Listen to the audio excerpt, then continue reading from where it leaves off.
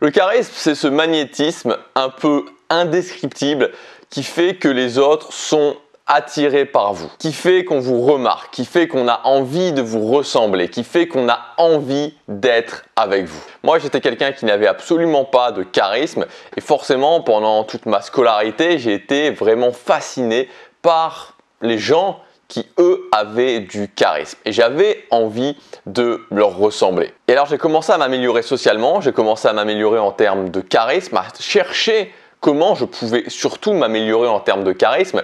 Et ce que j'ai découvert sur le chemin de mon évolution, c'est que le charisme, c'est pas du tout quelque chose de mystique comme on peut le penser.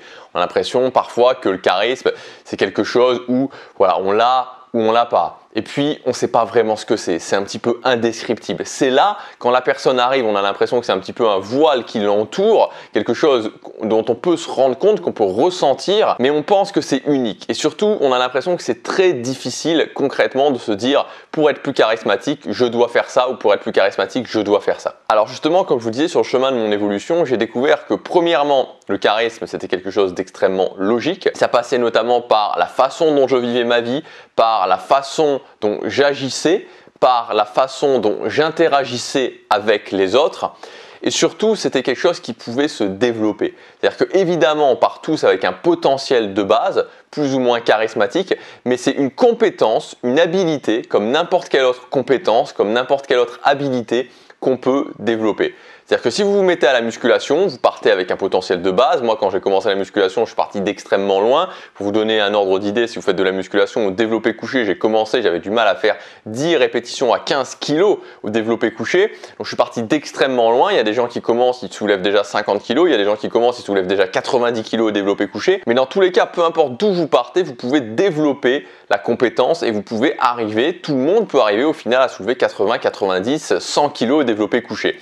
C'est la même chose pour l'apprentissage de langue, pour le fait d'être capable d'avoir une conversation simple en anglais avec quelqu'un. Ok, je peux avoir plus ou moins de facilité dans l'apprentissage de langue, mais ce qui est certain, c'est que si je le fais régulièrement, alors je vais pouvoir, peu importe d'où je pars, la seule variable étant le temps, je vais pouvoir réussir à avoir une conversation simple en anglais avec quelqu'un. Le charisme, c'est exactement pareil. Pour moi, la façon la plus simple de développer son charisme, c'est sous forme de mini-habitudes de comportement, c'est-à-dire d'intégrer des mini-habitudes de comportement assez transparentes en fait, qui ne vont pas vous prendre du temps supplémentaire dans votre quotidien et petit à petit, ces habitudes de comportement vont vous forcer en fait à devenir une nouvelle personne, vont vous forcer à augmenter votre charisme. Si j'adopte dans mon quotidien les habitudes des gens charismatiques, alors mathématiquement, je deviens plus charismatique. Donc dans cette vidéo, je vais vous donner 7 habitudes de comportement à développer, à intégrer dans votre quotidien pour devenir plus charismatique. La première habitude, c'est d'avoir une vision de là où je veux emmener ma vie. Les gens qui sont charismatiques, c'est pas des gens qui sont comme ça dans la vie en train de pas vraiment savoir ce qu'ils veulent, en train d'être un peu comme des zombies qui avancent sans véritable chemin. Quand je suis charismatique, je sais où je vais. Alors ça ne veut pas dire que j'ai une vision extrêmement précise tout le temps à n'importe quel moment, mais ça veut dire que j'ai une idée d'où je vais, que je vais pouvoir ajuster au fur et à mesure. Donc comment je peux transcrire ça en une habitude? C'est très simple. C'est ok, où est-ce que je veux arriver dans ma vie? Par rapport à là où je veux arriver, je me fixe un objectif et chaque jour, je prends au moins une action pour avancer sur le chemin de cet objectif. Deuxième habitude, ne pas me laisser aller. Les gens charismatiques, peu importe quelle personne charismatique, ne se laisse pas aller. Vous pouvez même regarder dans les films, alors bien sûr on a l'exemple de personnes charismatiques comme James Bond par exemple, qui est un petit peu vraiment l'homme charismatique par excellence et qui lui évidemment prend soin de lui, qui s'habille bien, qui se coiffe bien, qui fait de la musculation, mais il y a aussi d'autres personnes qui sont beaucoup plus loufoques, on pourrait dire, mais qui sont tout autant charismatiques. Je pense par exemple à Jack Sparrow dans Pirates des Caraïbes, je pense par exemple au Joker dans Batman. Si vous regardez bien, bien sûr que ces gens-là ont un look loufoque, mais en fait, ils font très attention à eux. Ils ne se laissent pas du tout aller en termes d'apparence. Donc, si vous voulez augmenter votre charisme, prenez l'habitude de poser au moins une action tous les jours. Faire du sport par exemple, pour ne pas vous laisser aller, pour prendre soin de votre apparence. Troisième point, les gens charismatiques sont des gens qui ont développé leurs habitudes sociales. C'est-à-dire c'est des gens qui sont socialement à l'aise. On a du mal à imaginer quelqu'un de charismatique qui reste dans son coin, qui écoute les autres sans jamais rien dire et qui est quasiment invisible socialement. C'est plutôt l'inverse du charisme. Donc comment on peut faire? Parce qu'évidemment se dire je deviens à l'aise socialement, c'est un gros dossier. C'est compliqué de se dire d'un coup comme ça je deviens à l'aise socialement. Mais l'une des choses qui est faisable au quotidien sous forme d'habitude et qui va mathématiquement vous rendre plus à l'aise socialement et qui va donc mathématiquement vous rendre plus charismatique, c'est la capacité à enclencher des conversations avec des gens que je ne connais pas ou que je connais peu. Donc en fait au quotidien, l'idée c'est de se dire ok, je vais développer ma faculté à avoir des conversations avec des gens. Et donc me fixer l'objectif, tous les jours, j'entame une conversation avec quelqu'un. Soit que je connais, soit que je ne connais pas. Ça peut être très bien quelqu'un qui est dans un transport en commun à côté de moi, où je peux entamer la conversation avec. Ça peut être très bien, je sais pas moi, si je vais à la salle de sport, la personne qui est à l'accueil de la salle de sport. Ça peut être très bien une personne qui fait des exercices avec moi à la salle de sport. Peu importe, mais commencez une petite conversation avec une personne au quotidien et ça va vous rendre plus charismatique, ça va vous rendre plus à l'aise socialement. Alors pour démarrer, si vous avez un petit peu peur, ne commencez pas à aller parler à des gens, à n'importe qui comme ça dans la rue, parce que forcément d'un coup, ça fait peur. Commencez à vous dire, ok, dans mon quotidien, quels sont les gens que je croise? Peut-être que, je sais pas, le matin, vous allez chercher le pain à la boulangerie. Très bien, parlez à la boulangère. Voilà, tout simplement. Quatrième habitude à développer, c'est le fait de prendre l'initiative. Les gens charismatiques ne sont pas des gens qui, sous prétexte qu'ils sont dans un groupe, vont être en attente de voir ce que les autres vont faire.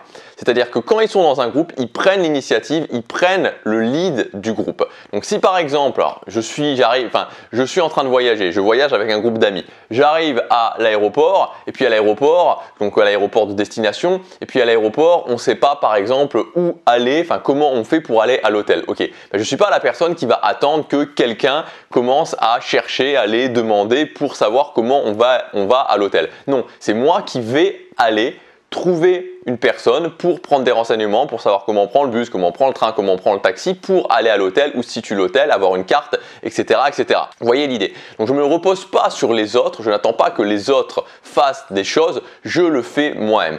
Vous allez me dire, je ne pars pas en voyage tous les jours, mais c'est dans toutes les situations du quotidien. Toutes les situations du quotidien, quand par exemple, je suis au restaurant, c'est moi qui vais appeler le serveur pour demander l'addition. Je suis à la maison avec des amis, c'est moi qui appelle la pizzeria pour commander des pizzas. Et comment je peux faire ça? En fait, c'est tout simplement d'imaginer que vous êtes seul. Imaginez toujours que vous êtes seul, même quand vous êtes dans un groupe. Et donc, si je suis seul, je vais le faire moi-même. C'est-à-dire que si je suis au restaurant tout seul, c'est moi qui vais appeler le serveur. Si je suis à la maison tout seul, c'est moi qui vais appeler pour commander des pizzas. Si je voyage tout seul et que je ne sais pas où est l'hôtel, je vais aller trouver des renseignements parce que sinon, il ne va rien se passer. Donc, imaginez toujours que vous êtes seul et dans toutes les situations du quotidien, un maximum de situations du quotidien possible, prenez toujours l'initiative. Cinquième point, c'est plus une anti-habitude, c'est le fait d'éliminer drastiquement de votre quotidien toutes les habitudes anti-charismatiques.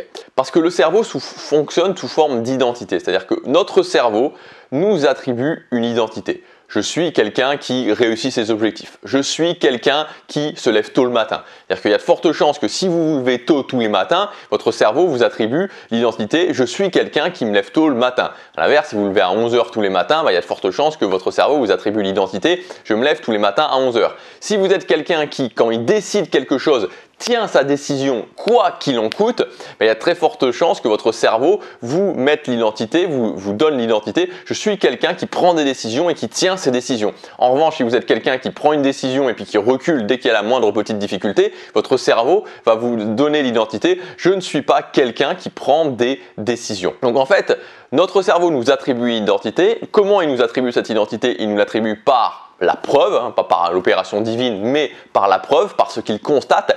Et ensuite, et c'est là où ça devient vraiment très important, il va faire le maximum de choses pour nous tenir à cette identité. Donc en clair, quand mon cerveau m'a attribué l'identité, je suis quelqu'un qui ne réussit pas ses objectifs, il va pousser justement pour qu'on continue à ne pas réussir nos objectifs. À l'inverse, quand il m'a attribué l'identité, je suis quelqu'un qui réussit ses objectifs, c'est tout l'inverse. Donc vous comprenez bien l'idée, quand notre cerveau va nous attribuer l'identité, je ne suis pas charismatique, il va pousser pour qu'on ne reste pas charismatique. Quand il nous attribue l'identité, je suis charismatique, il va donc pousser pour qu'on reste charismatique. Et à chaque fois que je prends une action, ça donne des preuves supplémentaires à mon cerveau. Donc ça veut dire qu'en clair, à chaque fois que je prends des actions qui sont des actions ou des choses que je dis qui sont l'antithèse complète du charisme, je renforce l'identité que je ne suis pas charismatique. Et ça marche aussi dans l'effet inverse. Donc vous comprenez tout l'intérêt d'éliminer drastiquement toutes les choses qui disent à mon cerveau « je ne suis pas quelqu'un de charismatique ». Donc par exemple, on arrête de critiquer les autres quand ils ne sont pas là. Voilà. Des fois, c'est vrai que ça fait du bien de critiquer quelqu'un quand il n'est pas là. Quelque part, on se dit « ah bah voilà, je me critique, je me sens, voilà, il y a quelque chose qui se passe ». Mais c'est juste l'inverse du charisme. Quelqu'un de charismatique, s'il a un problème avec quelqu'un, il va aller le trouver en face. La même chose quand par exemple je laisse des commentaires négatifs sur YouTube. C'est un truc, c'est l'inverse du charisme. C'est-à-dire que quand je suis dans l'anonymat, je critique ou j'insulte même une personne que je ne connais pas sur YouTube, ça renvoie à votre cerveau tout simplement l'identité. Je suis quelqu'un qui suit un couard, qui suit un lâche et je suis juste l'antithèse du charisme.